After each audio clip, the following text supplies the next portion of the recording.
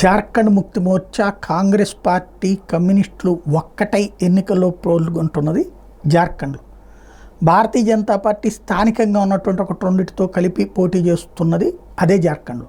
కాకపోతే జేఎంఎం కాంగ్రెస్ వచ్చేటప్పటికి నువ్వా నేనా అన్నటువంటి స్టేజిలో ఉండేవాళ్ళు కలిసిపోయారు.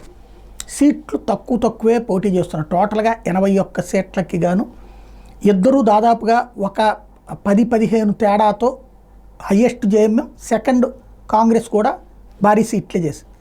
అదే సందర్భంలో భారతీయ జనతా పార్టీ మాత్రం అత్యధికంగా చేస్తూ 10-15 మిగతా వాళ్ళకి ఇచ్చుకుంది. అక్కడ జార్ఖండ్లో వచ్చేటప్పటికి గెలుపు తనదేనన్నటువంటి ధీమా రెండు కూటముల్లోనూ ఉంది. సోరెన్ని అరెస్ట్ చేయడం ద్వారా అది సింపతి అయ్యి సోరెన్ అందుకనినే ఇక తాము పోటీలో లేకుండా పోతామన్నటువంటి ఉద్దేశంతో కాంగ్రెస్ పార్టీ జార్ఖండ్ ముక్తి మోర్చాతో కలిసి ఎన్నికల బరిలో నిలబడినటువంటి పరిస్థితి. సోరెన్ జైలుకి వెళ్ళినప్పుడు కాంగ్రెస్ సపోర్ట్ చేసింది, ఆ రోజున ప్రభుత్వాన్ని కూల్చే ప్రయత్నం చేయకుండా. అలాగే భారతీయ జనతా పార్టీ మరొక వైపున సోరెన్ అరెస్టు, అవినీతి విషయాలతో పాటుగా ఈ మత మార్పిళ్ల విషయాలు జార్ఖండ్లో తనకి ప్రయోజనం చేకూరుస్తాయని నమ్ముతోంది. ఓవరాల్గా జార్ఖండ్ ఎన్నికల్లో ఇద్దరు విజయం మాదంటే మాదంటున్నారు. ఇక రిజల్ట్ 23వ తారీఖున తేలుతుంది.